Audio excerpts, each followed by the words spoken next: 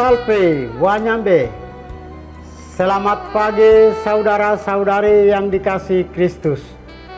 Mari kita mengawali hari baru dengan mendengarkan firman Tuhan yang diambil dari Injil Markus pasal 3 ayat 22 sampai dengan 30. Tuhan bersamamu. Inilah Injil suci menurut Markus.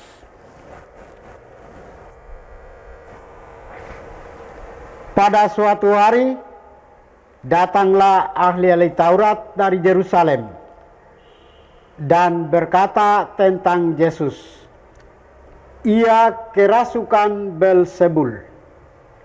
Ada juga yang berkata, "Dengan kuasa penghulu setan, ia mengusir setan." Maka Yesus memanggil mereka, lalu berkata kepada mereka dalam perumpamaan, "Bagaimana iblis dapat mengusir iblis? Kalau suatu kerajaan terpecah-pecah, kerajaan itu tidak dapat bertahan. Dan jika suatu rumah tangga terpecah-pecah, rumah tangga itu tidak dapat bertahan. Demikianlah juga kalau iblis berontak melawan dirinya sendiri. Kalau ia terbagi-bagi, ia tidak dapat bertahan. Malahan sudah tamatlah riwayatnya. Camkanlah, tidak seorang pun dapat memasuki rumah seorang yang kuat untuk merampas harta bendanya, kecuali kalau ia mengikat lebih dahulu orang kuat itu. Lalu barulah ia dapat merampok rumah itu.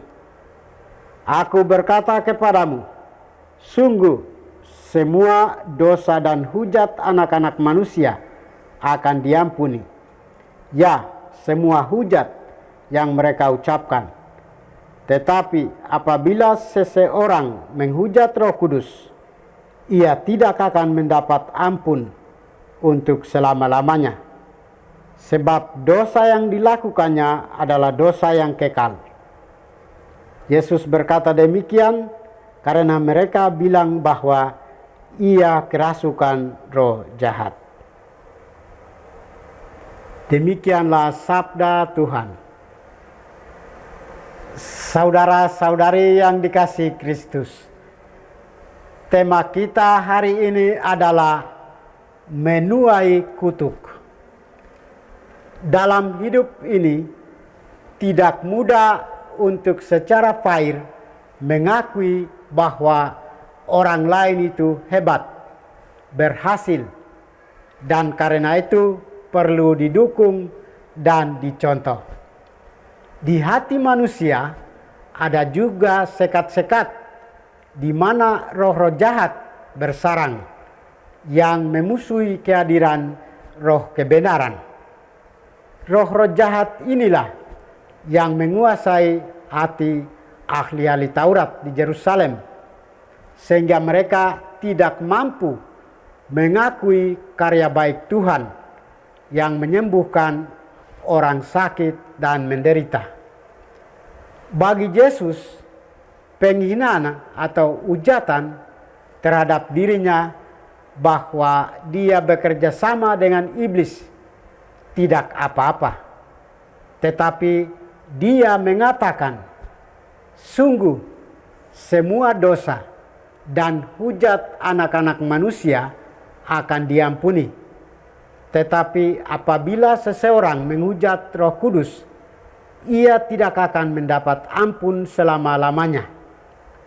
Saudara-saudari, dengan ini Yesus mau menyatakan bahwa kekuatan yang ada pada dirinya berasal dari Roh Kudus.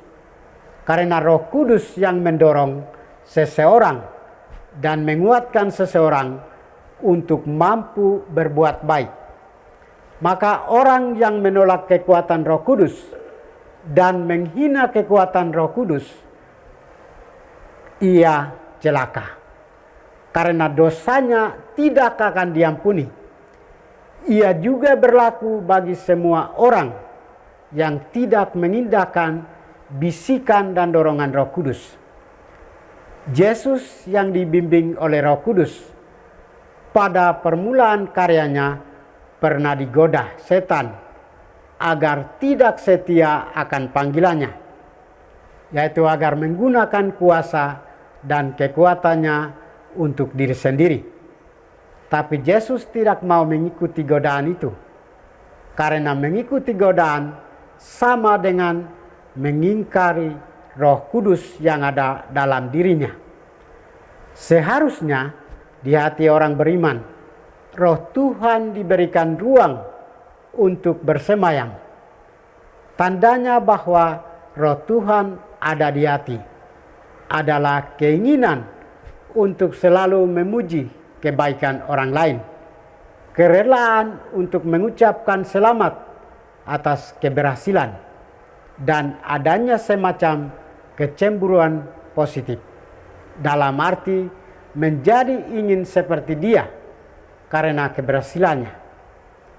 Orang yang selalu meremehkan prestasi, mengejek, mencemburui, tak mengakui, berarti seperti kata Yesus, menuai kutuk atas dirinya sendiri. Tuhan memberkati kita. Marilah kita berdoa. Tuhan, pagi ini kembali kami naikkan syukur dan permohonan. Terima kasih sudah menjaga kami saat kami tidur maupun bangun. Terima kasih untuk udara sejuk dan segar pagi ini. Bukalah mata hati kami, mampukan kami memandang kemurahan dan karya-Mu, serta memuji dan memuliakan-Mu melalui pekerjaan dan pelayanan kami hari ini. Bimbinglah kami selalu untuk menyadari kesalahan kami dan bertobat, sehingga kami sungguh rendah hati, mau membuka hati, dan siap menerima rahmat-Mu yang tinggal dalam hati kami. Kristus terang dunia, berkatilah keluarga kami, jadikanlah kami alat kasih-Mu, dan pantaskanlah kami menjadi hamba-Mu yang setia. Demi Kristus Tuhan dan pengantara kami. Tuhan bersamamu, semoga kita sekalian, orang-orang yang kita kasih dan doakan, seluruh aktivitas kita hari ini, dilindungi, dibimbing, dan diberkati oleh berkat Allah yang Maha Kuasa. Dalam nama Bapa dan Putra dan Roh Kudus. Amin.